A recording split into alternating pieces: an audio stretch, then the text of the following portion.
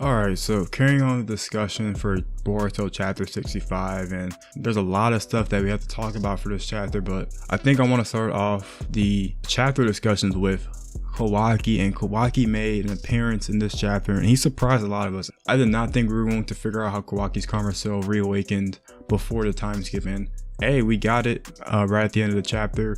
Pretty much how this led up is that Naruto was fighting Borushiki. Borushiki did a Rasengan. Kawaki popped up, and we got a little bit of a flashback from Amato saying that he can give him a weaponized karma, and all of a sudden a karma appeared. Now, my little theory on that is that Amato is somehow remote controlling Kawaki's karma and made it activate just in time. That's really the only way I can see it happening, is that Amato had placed a karma on Kawaki just in case, and that if he needed to activate it, he could, because Amato seemed kind of worried that Kawaki was going to mess up their plan. So it's just kind of in my head, I'm thinking like, hey, what if he just, activated Kawaki's karma?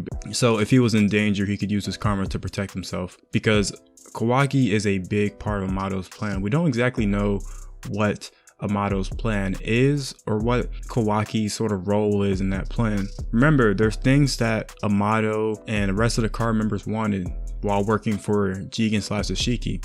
We still don't know what those things are, and that what Amato really wants could be unveiled very soon, and we'll kind of figure out how Kawaki sort of, plays into that too. But this new karma seal form seems very interesting because we're actually seeing Kawaki for the first time with a horn, and it seems like a dojutsu as well that he's using, and we've never seen this before. But based on what we know about the karma seal now, and based on what we know about the Isshiki DNA, this form is going to be extremely powerful, and I guess we can kind of see now how Kawaki and Boruto are sort of bridging that gap and just sort of getting stronger and stronger every single day. Man, it kind of makes you wonder, like, the Kawaki that we see after the time skip might have not even been the strongest version of Kawaki yet, and that Kawaki we saw in episode 1 where he activated his karma, that's not even close to where Kawaki can actually do. So there's a whole realm of possibility now that we know that Kawaki has his karma back and that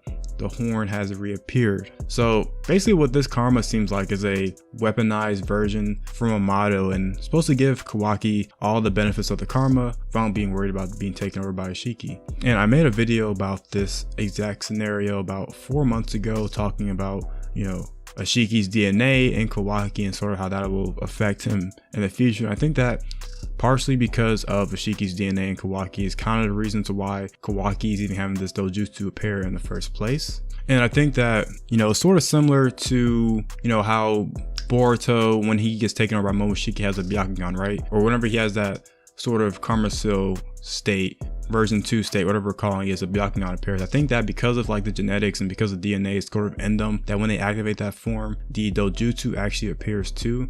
Kind of my little headcanon on that, but it would make sense, right? If you have that Isshiki DNA into you, then that means that you have a possibility of unlocking that Dojutsu, and we've kind of been seeing that with Boruto. Even when he was in control of that karma seal form, he still had a Byakugan. So it's very interesting that when they activate this form, when they tap into the karma's power, they actually get a Dojutsu as well. So I think that's gonna be very interesting moving forward. And it's interesting, in Boruto's case, he didn't get like a Rinnegan, right? He got a Byakugan. And I guess in Kawaki's case, he's gonna be getting that special Dojutsu that Isshiki had. And one of the things about Ishiki's Dojutsu is that we don't even know what this thing is called, right?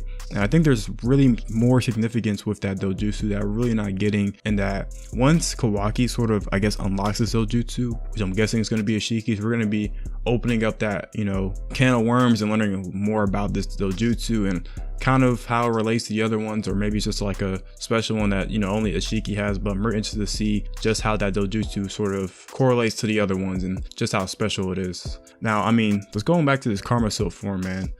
This karma seal form is extremely dangerous for Kawaki, because if we're combining this Dojutsu and just the strength of the karma seal plus Ishiki's training, Kawaki is going to be a monster right now. And they're going up against Code, Borushiki's there as well, and I think that Kawaki unlocking this karma seal is going to sort of turn the battle around very soon. So I think that this will change up the dynamics a little bit more, and that instead of Naruto fighting Borushiki, we're actually going to be getting a Kawaki Shiki versus a Borushiki, if you want to call it that, and see how those two fare. Because right now Borushiki is giving Code a run for his money. Code does not know what to do. Code was told to leave as soon as possible by Ada because Borushiki is putting the hands on him, right?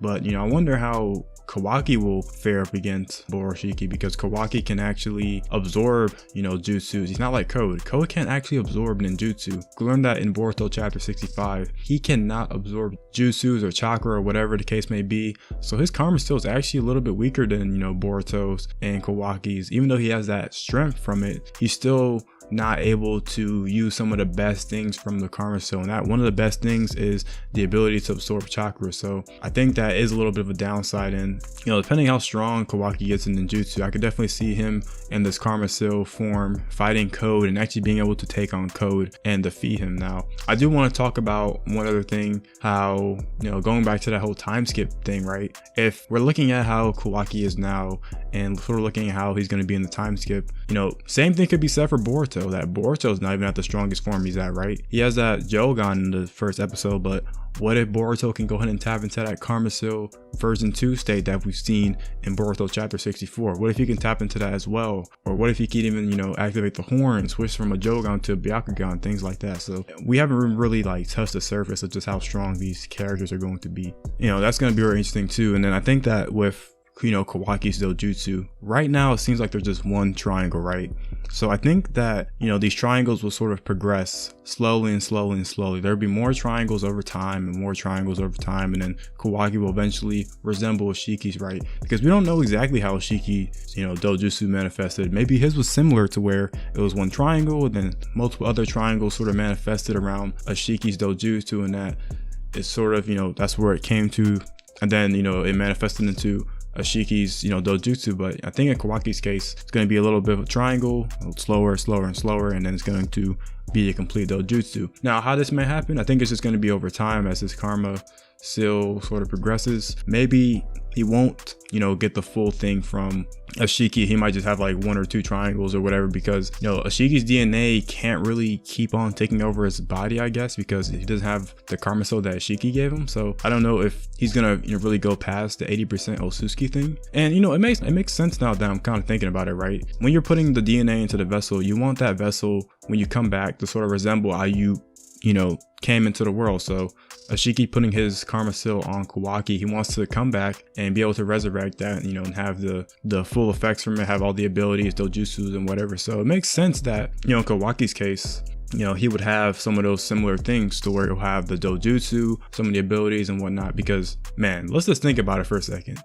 That Dojutsu has to be one of the most broken Dojutsus in all of Naruto and Boruto. So Kawaki being able to do things like shrink objects or shrink himself will be very interesting to see. And I think that with this Isshiki trend he's been going under and the way that Kawaki sort of fights in this manga, that it'll be kind of cool to see, Kawaki, being able to be like a mini Isshiki and sort of like, hey, Ishiki's presence is still here a little bit and he's still getting stronger. But hey, I want to know what you guys think about this new karma seal and this new Dojutsu. What do you guys really think about it? Do you think that Kawaki's Dojutsu will expand a little bit more? He'll get like a little bit stronger? Kind of, what do you think about this new karma seal form? Do you think that Amato sort of activated it remotely, or maybe Kawaki summoned it from inside of him? I'm kind of curious to hear what you guys have to say about this new form. But hey, anyways, make sure you guys leave a like, comment, and subscribe, and join the Discord, and I'll see you guys later.